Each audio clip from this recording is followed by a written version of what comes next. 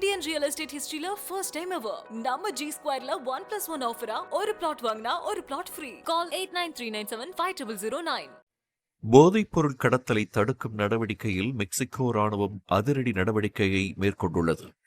உலக அளவில் இயங்கி வரும் போதைப்பொருள் கடத்தல் கும்பல்களில் மிகவும் கொடூரமான குற்றங்களை செய்யும் சிஜேஎன்ஜி என்ற ஜாலிஸ்கோ கும்பலின் தலைவரான எல் மென்சோ கொல்லப்பட்டது போதைப்பொருள் கடத்தல் உலகத்தில் ஒரு முக்கிய திருப்பமாக கருதப்படுகிறது.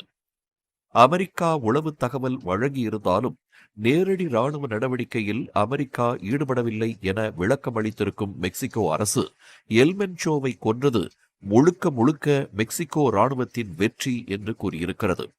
மெக்சிகோ மற்றும் அமெரிக்காவில் தொடர் குற்றச்செயல்கள் மற்றும் போதைப்பொருள் கடத்தலுக்காக ஏராளமான கைது வாரண்டுகளை பெற்றுள்ள எல் மென்சோவின் நடவடிக்கைகளை பல ஆண்டுகளாக கண்காணித்து வந்தாலும் இரு நாடுகளாலும் அவனை கைது செய்ய முடியவில்லை. 19 ஆண்டுகளாக தலைமறைவாக இருந்த எல் மென்சோவை அவரது காதலியின் நடமாட்டத்தை வைத்தே கண்டுபிடித்ததாக மெக்சிகோ பாதுகாப்பு செயலாளர் ஜெனரல் ரிகார்டோ டிரெவில்லா தெரிவித்துள்ளார். எல் மென்சோவின் நெருங்கிய காதலி ஒருவரை பின்தொடர்ந்த பாதுகாப்பு படையினர் அந்த காதலி கடந்த வெள்ளிக்கிழமை ஜாலிஸ்கோ மாகாணத்தின் டப்பல்பா மலைப்பகுதிக்கு சென்றதை கவனித்துள்ளனர். அந்த மலைப்பகுதியில் தனது கூட்டாளிகளுடன் எல் மென்சோவை சந்தித்துள்ளார் அந்த காதலி. மேலும் எல் மென்சோ பதுங்கியிருந்த துல்லியமான இடத்தை உறுதி செய்ய அமெரிக்க உளவுத்துறை வழங்கிய கூடுதல் தகவல்களும் உதவியிருக்கின்றன.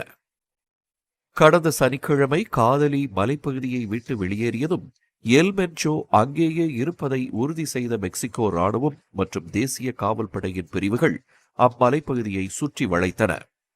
வான்வழி தாக்குதலுக்காக ஜாலிஸ்கோவின் எல்லையை ஒட்டிய மாநிலங்களில் 6 ஹெலிகாப்டர்கள் மற்றும் கூடுதல் சிறப்பு படைகள் நிலைநிறுத்தப்பட்டன. மெக்சிகோ விமானப்படையின் உளவு விமானங்கள் கூடுதல் தகவல்களை வழங்கி வந்தன.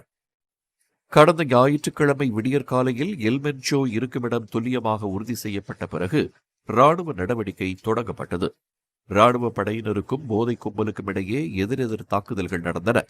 ஒரு கனரக ஆயுதமேந்திய கடத்தல் கும்பலைச் சேர்ந்தவர்கள் ராக்கெட் லாஞ்சர்கள் மூலம் தாக்குதல் நடத்தியுள்ளனர். இதற்கிடையே தபல்பாவின் ஒரு காட்டுப் பகுதியில் எல் மென்சோ தனது மெய்காப்பாளர்களுடன் தப்பித்து ஒளிந்து கொள்ள முயன்ற நிலையில் ராணுவத்தின் தாக்குதலில் படுகாயமடைந்தார். ஒரு ராணுவ ஹெலிகாப்டர் அவசரமாக தரையிறக்கப்பட்டு எல் மென்சோ மற்றும் மெய்காப்பாளர்கள் அருகில் உள்ள மருத்துவமனைக்கு அவசர சிகிச்சைக்கு கொண்டு செல்லப்பட்டனர். ஆனால் வழியிலேயே எல் மென்சோ மரணமடைய ஜாலிஸ்கோ மாநில தலைநகரில் தரை இறங்குவதற்கு பதிலாக உடல்கள் மெக்சிகோ நகரத்திற்கு கொண்டு செல்லப்பட்டன.